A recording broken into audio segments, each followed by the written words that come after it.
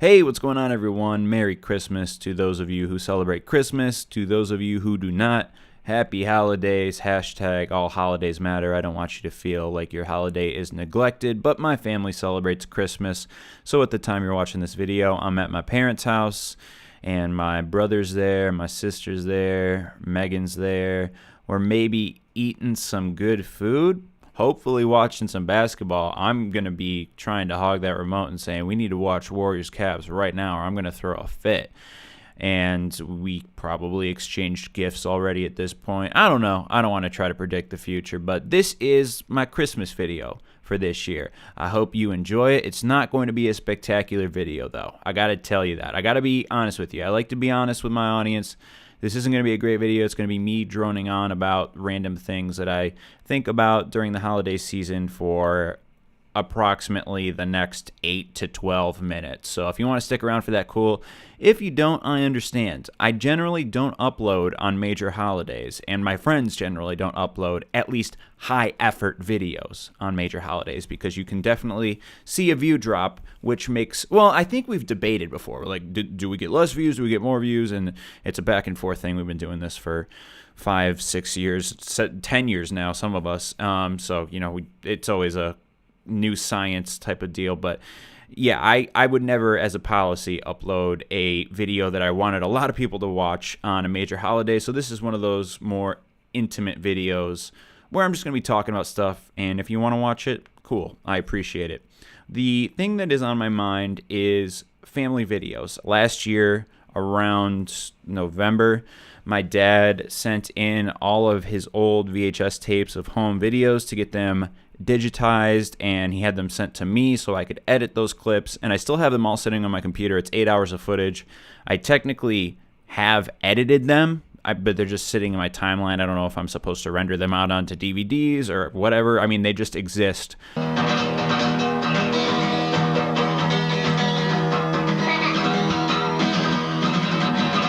In cyberspace now and on some USB files I have. So if there was a fire at my parents' house and the originals were burned, I got the copies. But it's great because it allows me to watch these old clips. And I actually uploaded a vlog a couple of days after Christmas last year where I was talking about these clips because I think that was the first time I was actually able to see them.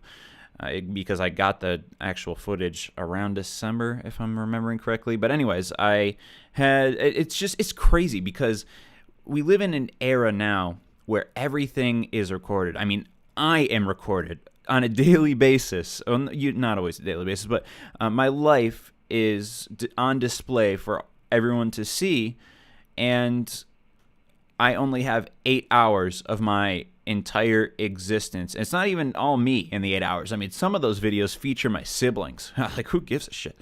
But I have 8 hours of my entire life up until I started this YouTube channel, I guess. I mean, obviously, there was other stuff I did in high school that I have on film for my film class, but people just record. Well, no, the point I was trying to make is you record your everyday life now.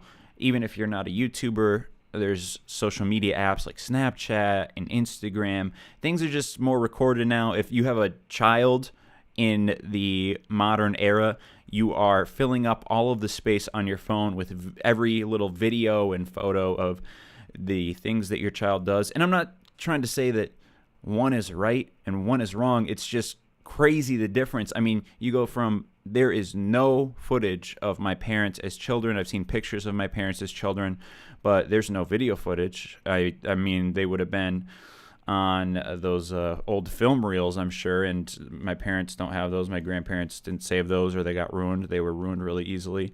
And I have 8 hours of myself as a child. I have never seen a video of Megan as a child, and her parents, I think, don't know if there are any. I'm pretty sure that they didn't really mess with that, which a lot of people didn't. My mom said she used to feel really awkward when they pulled the camera out back in the day.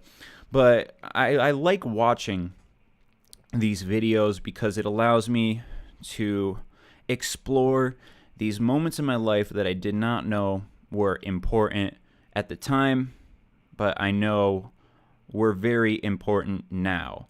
And I highlighted one of those moments in last year's video. And by the way, before I go any further, if you guys want to see a video of Megan and myself reacting to my old home videos, if you think that would be funny, I would be down to do that. Megan thinks they're hilarious. I have this personality now where I'm much more mellow, but as a child, I was a camera hog, and I always said stupid things and did stupid things for the camera. Yeah, am I on? Okay, welcome to the annual wall standing tricks. Today, we are doing with these two, plus me. Won't that be fun? That might be entertaining, but I don't know if you guys care.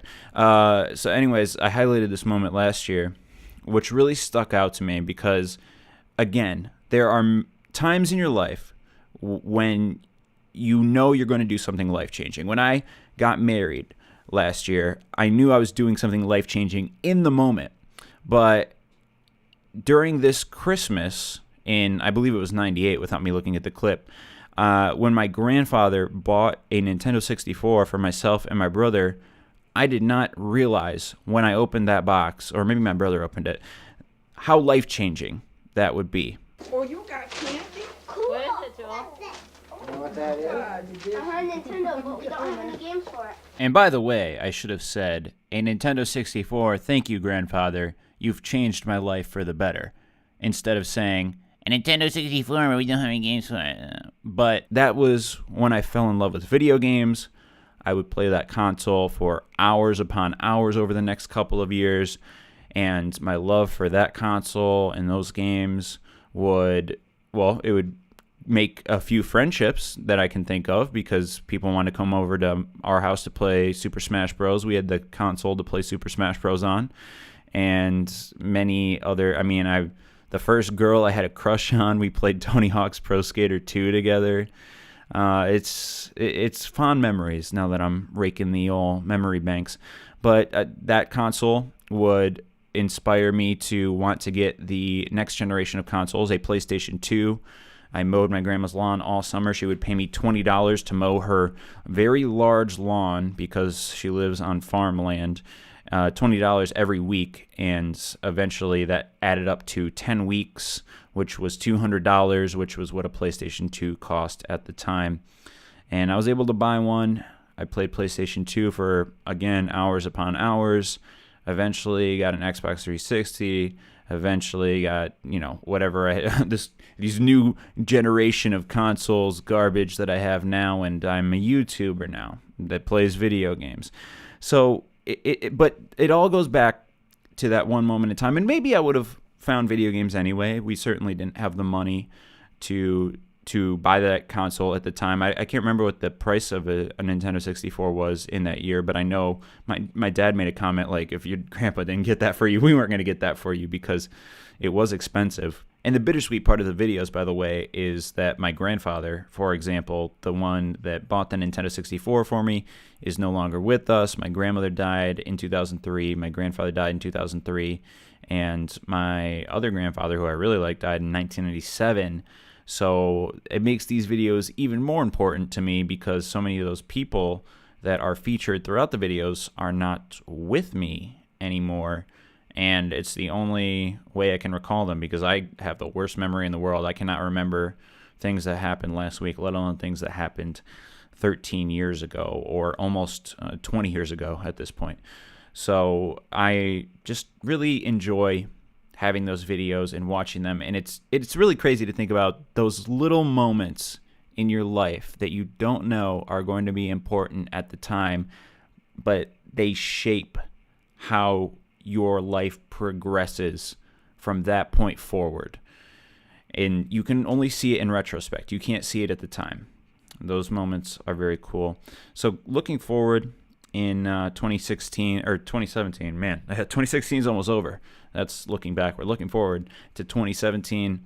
I mentioned this before, but as December wraps up, I'm uploading videos that I'm working decently hard on. This isn't super hard, and I have some videos that I recorded with my friends, but there's some other things like Crew Christmas actually took a while to film and edit. I want to get a special year-end video up. I want to get another shit from last week up before 2017. I don't know if that's going to happen, though, because I'm not going to be playing with my friends too much over the next couple of days. People are traveling for the holidays, and I totally understand that. I mean, I'm one of the people that's traveling too. Actually, I'm not going anywhere. That's a lie. I'm just going to not play video games for 2 nights, which is totally fine by me. I need some sleep. But I also want to, so I want to get that stuff up, and then I want to clean my office. I just let it go to shit over the month of December when I was focusing on getting videos up and all of the sponsorship responsibilities and all that stuff. So just my office is terrible. I need to reorganize that. Need to get some other adult stuff in order. And then we'll progress onto making good videos in January. Side's going to be here just before the middle of January. So we're going to have some great videos with sidearms. And I don't want to say this too much because I feel like it's the calm before the storm. But I'm in the happiest place I've ever been on YouTube. You see comments sometimes like, I don't know, like, oh, dead channel, or you don't get as many views as you used to, which is true. And I regret some of the decisions I made that do not allow me to get those views anymore, because it is like a one-shot opportunity on the internet. There's so many things that people can consume that if you don't take advantage of the opportunity when it's presented to you, it may not come back to you. Well, it certainly won't come back to you easily if it comes back to you at all. So I am suffering the consequences of that. However, I was not ready to take advantage of that situation at the time. And I have those regrets, but at the same time, it's how my life has always been. I was terrible in the 6th grade in terms of grades. I was terrible my freshman year of high school. I was terrible my freshman year of college. I've always been slow to adjust to things and to understand how to, I guess, accept responsibility would be the best way to put it into words, because YouTube is a daily responsibility that I'm still struggling with. But I'm happier than I've ever been on the website. I don't doubt what I do. I don't really think about it as much. I just do what I like to do, and I upload it to my channel. And at the end of the day, I'm happy with it. I wasn't always like that, but I feel like I'm in a much better place now. And I'm thankful for. I'm not going to recap 2016 really. I mean, there's a lot to recap. I want to do this big kind of summary video of what's happened that won't involve a lot of me talking. But the one thing to just look back on that I think is I figured it out. I don't have the answer about how to get 1 million views a video, but I have the answer about how to make a living on the website and not want to hit myself in the head to try to make ideas fall out, if that makes any sense. I don't know. It was a good year, in my opinion. The best year. 2013 was my best year in terms of statistics, and one of my worst years in my life in terms of mental state. So I'm glad to be where I'm at. Glad to have a lovely, amazing wife who, at this point in the day, I'm whispering in case she wakes up when I'm recording this, knows that I am surprising her with a special trip for Christmas, but I haven't bought it yet because I want her input. I can't plan a surprise trip without her input. That's too much pressure. I can't make decisions. And I have an awesome cat, awesome family. So I'm happy, and I'm happy you guys are still here. I'm happy that you're still watching this video at this point, if you are.